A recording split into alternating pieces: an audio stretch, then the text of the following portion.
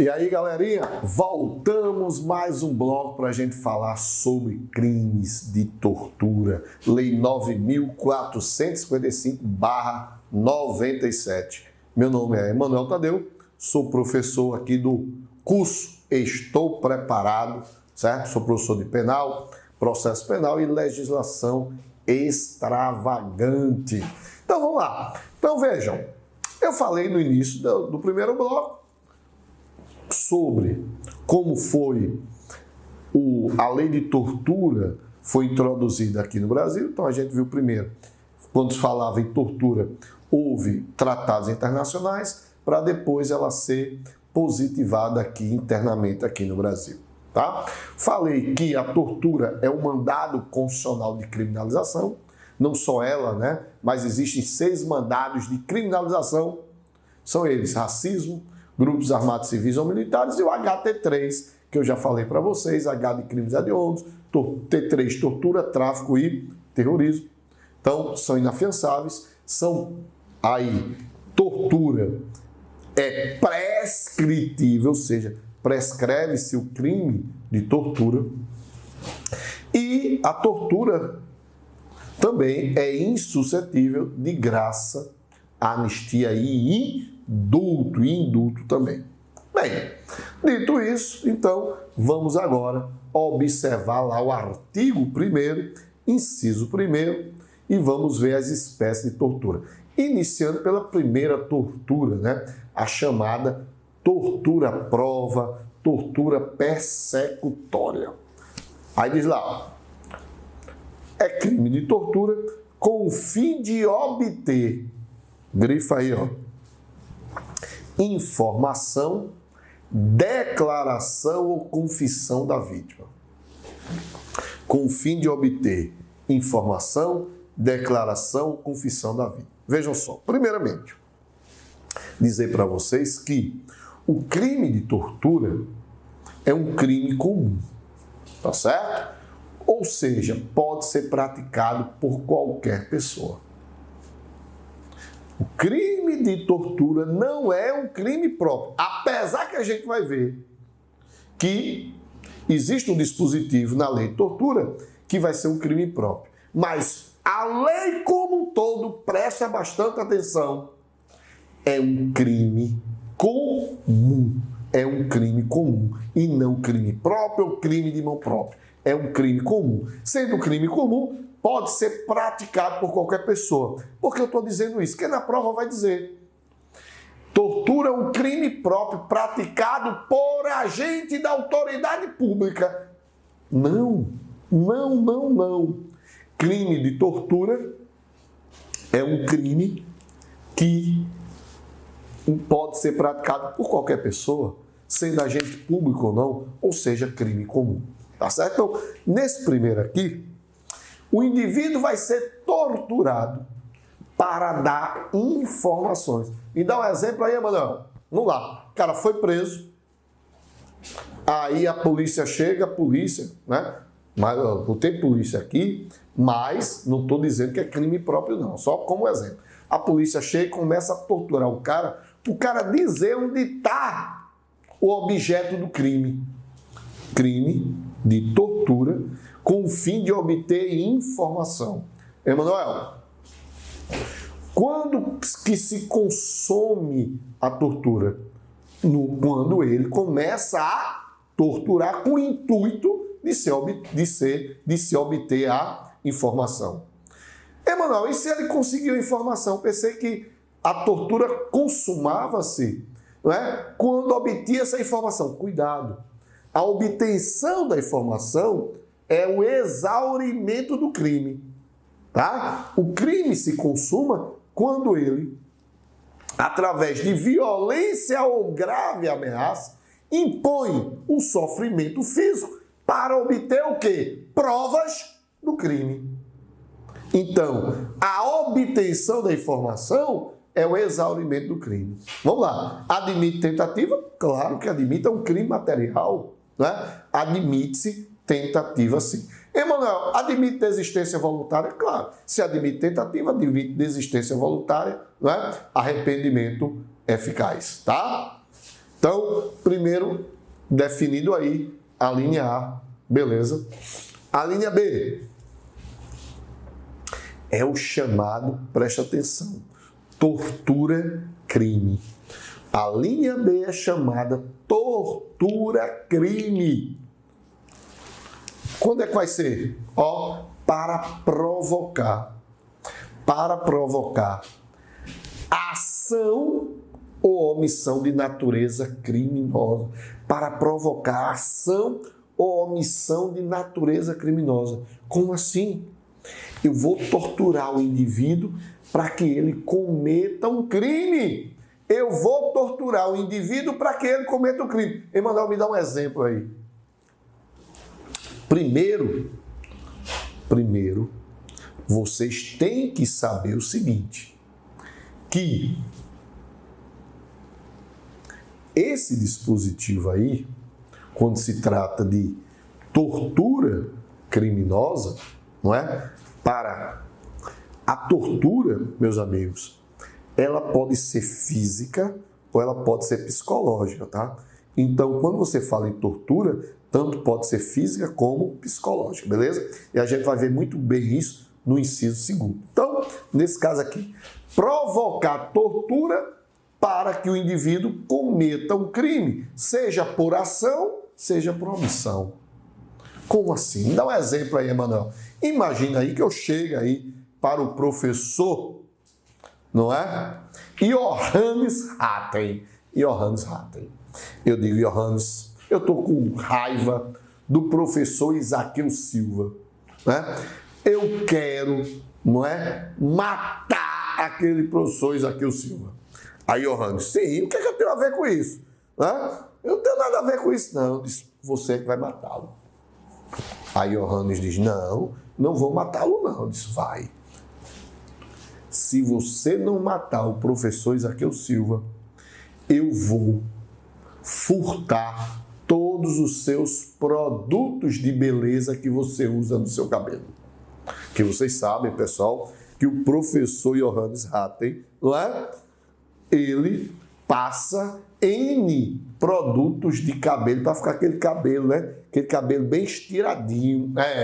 Meus amigos. Ó, pessoal, ele dá 100 escovas para a direita, 100 escovas para a esquerda e depois passa a chapa. Por isso que eu chamo ele de professor Chapinha. Não é? Então, veja, eu digo, Chapinha, se tu não matar o professor Isaqueu, eu vou tomar todos os teus produtos de cabelo. Ele se desesperou. Se desespera, né?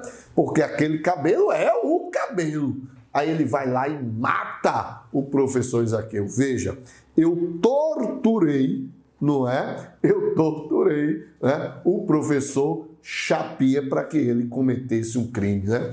Eu disse, vou estragar teu cabelo, né? Então houve a tortura aí para ele matar o professor Isaqueu Silva. Tá certo? Tranquilo, beleza? Muito bem. Terceiro, a chamada tortura discriminação. Presta atenção aqui, porque, olha, pessoal, eu tenho quase certeza que vai cair na tua prova crimes de tortura. E caindo crimes de tortura, quase certeza absoluta que vai cair essa linha C. Quase certeza absoluta. Por quê, Manuel? Preste atenção. É tortura por violência ou grave ameaça, causa sofrimento intenso ao indivíduo por discriminação racial ou religiosa. Pessoal, primeiramente, entender a questão de racismo. O STF já decidiu que racismo, presta atenção, o STF já decidiu que racismo não é apenas o aspecto biológico. Racismo não é apenas o aspecto de etnia, de raça, não. Racismo é um conceito jurídico. Racismo é um conceito jurídico. E como conceito jurídico envolve raça, religião, etnia, tá certo? Cor. Então, tudo isso é racismo. Então, eu excluir alguém por conta da sua religião, por conta da sua etnia, por conta de sua cor, é racismo. É um conceito jurídico. Por que eu estou dizendo isso? Segundo isso aí, seria crime de tortura se eu torturasse alguém como discriminação racial ou religiosa. Aí preste atenção. O STF esse ano equiparou o crime de homofobia ao racismo. O STF esse ano equiparou o crime de homofobia ao racismo. Vê só, antes desse entendimento do STF, eu não poderia, se eu causasse imenso sofrimento físico ao homossexual, através de grave ou violência, grave ameaça ou violência, eu não cometeria tortura, porque a tortura seria apenas por discriminação racial ou religiosa. Então seria o quê? Lesão corporal, ameaça, maus tratos. Bem, não seria tortura. Segundo o entendimento do STF aí, agora, se eu causar um imenso sofrimento físico a um homossexual, seja por violência ou grave ameaça, eu estaria cometendo crime de tortura, porque ele agora, não é? Foi, por analogia, equiparado ao racismo. Então vejam aí, não é? Que uma decisão aí do STF mudou todo o contexto sobre tortura, sobre o entendimento aí dessa linha C. Tá certo? Então, ó, cuidado. Agora, cometer tortura, ou seja, sofrimento, imenso sofrimento físico, por violência ou grave ameaça a um homossexual, é crime de tortura. Beleza? Então, cuidado, porque tenho quase certeza, não é, que vai cair na tua prova. Isso aí você não pode errar. Tranquilo aí? Beleza? Então, sim, outro ponto importante, ó, que eu já ia esquecendo quando fala de tortura em relação a isso aí. Vejam, pessoal. Esse entendimento, alguém deve estar se perguntando, e esse entendimento, Emanuel, é correto ou não? O STF está certo ou não? Meus queridos, presta bastante atenção. Na minha opinião,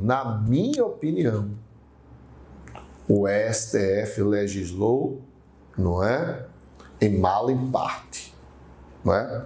Ou seja, prejudicial ao réu. No meu entendimento. Por quê? Porque não existe tipificação e o STF não poderia legislar. Deveria deixar com o Congresso Nacional. Então, legislou em mala em parte, na minha opinião. Mas eu entendo o STF. Porque o nosso Congresso Nacional, né, é omisso. Não estou falando de todos os deputados, claro, porque tem deputados que são atuantes, senadores são atuantes, mas a maioria do nosso Congresso é omisso. Né? Só trabalha o mesmo quando tem o nomezinho EP. Sabe o que é EP? Emenda parlamentar. Surgiu esse nome, EP, aí os homens trabalham. Eu não sei isso, a turma não está nem aí. Então, acho que por isso que o STF, eu entendo que o STF, ó, diante de tantas, né, coisas que estão acontecendo, né, com os homossexuais, violência, morte, então eu entendo esse entendimento do STF. Não concordo, mas eu entendo. Bem, meus queridos, então nós temos aí, não é? Essa tipificação da linha A, B e C fica condicionada ao preenchimento, né, de 3 elementos. O meio empregado, ou seja, grave ameaça ou violência, as consequências sofridas pela vítima e a finalidade pretendida, ou seja, o dolo específico ou motivo. Que motivo é esse? Que estão aqui. Tortura prova, a linha A, não é? Com a finalidade de informação, declaração ou confissão. Segunda, a tortura, crime, com a finalidade de provocação, omissão de natureza criminosa. E a tortura discriminatória. Para esses três, presta atenção aqui, vou botar a lei aqui, a lei de tortura. Nesses três aqui, do artigo 1º, a linha C, a pena vai ser de 2 a 8 anos. Pena de reclusão, tá certo? Então, ó, a linha A, inciso 1º, a linha A, B e C, pena de 2 a 8 anos, tá certo? Beleza aí, pessoal? Pena de reclusão de 2 a 8 anos. Então, vamos voltar lá para a gente ir para o inciso 2º. Inciso 2º, a chamada tortura-castigo. Então, ó, a nomenclatura do inciso 2º, tortura-castigo. Então, vamos lá. O que diz a tortura-castigo aí? Também uma tortura simples aí, né? Então, vamos lá. Submeter alguém sob, preste atenção, guarda, poder ou autoridade, com emprego de violência ou grave ameaça, a intenso sofrimento físico ou mental, grife isso aí, a intenso sofrimento físico ou mental, como forma de aplicar castigo pessoal ou medida de caráter preventivo. Veja só, primeiro ponto. Meus amigos, isso aqui é um crime próprio. Emanuel, você não disse que nos crimes de tortura era um crime comum? Eu disse sim, e continuo dizendo que é. Agora, o inciso 2º é um crime próprio. Melhor ainda, retificando, é um crime bipróprio. Porque eu tenho que ter qualidade para o sujeito ativo, que é aquele que sofre o castigo pessoal, ou seja, aquele que está sob a guarda de alguém. E o sujeito ativo é aquele que tem a guarda, tem o poder de autoridade. Então, veja, é um crime próprio em relação ao sujeito passivo, aquele que é guardado, que está sob guarda, que está sob autoridade, sujeito passivo, crime próprio. E crime próprio em relação ao sujeito ativo, que é aquele que tem a guarda, que tem o poder. Então, o crime aí, bipróprio, é um crime bipróprio. Ou seja, vamos lá. Emanuel, segundo ponto. Aqui, pessoal, ele não fala em grave ou violência física só, não. É a primeira vez que ele diz que intenso sofrimento físico, mas também o quê? Mental. Então, aqui estamos falando em violência, tortura psicológica. Então, vejam, a tortura pode ser física, a linha A, B e C do inciso 1º só fala em tortura física, mas o inciso 2º acrescenta também a tortura psicológica, que é intenso sofrimento mental. Emanuel, e que quando a gente pode falar sobre sua guarda, o poder de autoridade?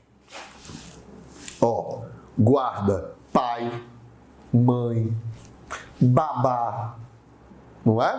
A autoridade, o professor em relação aos alunos. Então, quando essas pessoas cometerem esse sofrimento físico, esse intenso sofrimento físico ou mental, não é? Estarão praticando crime de tortura, não é? Crime de tortura. A pena também vai ser de reclusão de 2 a 8 anos. Tá certo? Então, admite tentativa? Sim, também o inciso 2º. Admite-se tentativa, é possível a desistência voluntária, não é? E desculpe, eu disse que, só retificando, eu disse que admitia o arrependimento eficaz. Não se admite o arrependimento eficaz porque o indivíduo já inicia os atos executórios, né? Então, desculpe, o que é possível é a desistência voluntária e não o arrependimento eficaz. Tá certo? Tranquilo? Muito bem. Então, o inciso segundo é o famoso tortura-castigo. O inciso segundo é a famosa tortura-castigo. Tá certo? Tranquilo? Muito bem. Bem, e vamos agora ao parágrafo 1º. Parágrafo 1º, que diz o seguinte, preste atenção, deixa eu jogar lá na lei, para a gente estudar, para fazer essa leitura direitinho. Parágrafo 1º, aí diz aqui, ó, na mesma pena incorre, que pena é essa? De reclusão de 2 a 8 anos. Então ele se refere que nesse dispositivo que a gente vai estudar aqui, incorre na mesma pena, não é? De reclusão de 2 a 8 anos, o cara que praticar o que está previsto nesse parágrafo 1º. Então ele diz, na mesma pena incorre quem submete pessoa presa ou sujeita a medida de segurança a sofrimento físico ou mental por intermédio de prática de ato não previsto em lei ou não resultante de medida legal. É a tortura por tortura. O parágrafo 1º é a tortura por torturar. Ah, eu quero torturar. Por que eu quero torturar? Estou nem aí. Mas vejam que essa tortura tem que ser em relação à pessoa que esteja preso ou a pessoa que esteja submetida a medida de segurança. Tá certo? Então, ou o indivíduo deve estar preso ou o indivíduo deve estar submetido à medida de segurança. Aí, presta atenção em um exemplo aqui. No estado do Pará, o professor Isaqueu, que é professor de História, não é? Um ativista de direitos humanos, vai ficar indignado com essa história. Mas no Pará, uma menina, uma menor, não é? Ela foi apreendida, que é menor, não é presa, é apreendida, mas só uma mulher, mas só que não existia no local um local apropriado para colocar ela. Aí ela foi colocada em um presídio masculino, professor Isaqueu, dentro de uma cela com outros homens. Essa menina foi estuprada durante, acho que foi uma semana que ela ficou lá. Foi estuprada todos os dias. Pegou vírus HIV. Tá aqui, ó. É um bom exemplo para isso aqui, não é? Ela sofreu, não é? Foi um sofrimento físico e mental. E ela estava sujeita a uma medida de segurança, deveria estar em um local onde fosse cumprida medida de segurança para menor. Mas não, foi colocada entre adultos e homens, pelo amor de Deus. Aonde chegamos? Que estado desgraçado é esse, pessoal? Mas aconteceu. Isso é uma irresponsabilidade do poder público, do agente público que fez isso. Por isso que esse cara, essa miséria, tem que ser punido com pena de reclusão de 2 a 8 anos. Ainda é pouco, mas tem que ser punido. Teria que ser punido. Então, é um exemplo aí que temos aqui do parágrafo 1º.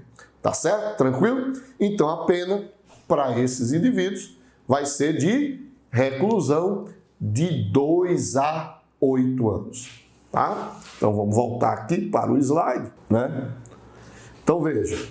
Só lembrando que, nesse caso aqui, o sujeito passivo não pode ser qualquer um, claro. Porque o sujeito passivo, lembrar, sujeito ativo comete a ação. Sujeito passivo é contra quem se comete a ação ou a omissão, claro. Então, nesse caso, o sujeito passivo não pode ser qualquer um. Por que não pode ser qualquer um? Porque só é aquele, não é? Só são aquelas pessoas que estão presas ou submetidas, ou seja, ou que se encontrem presas ou submetidas à medida de segurança. Bem, próximo bloco, a gente vai tratar da omissão perante a tortura, que é o parágrafo 2º da Lei 9.455. Então, já eu volto, pessoal. Até mais.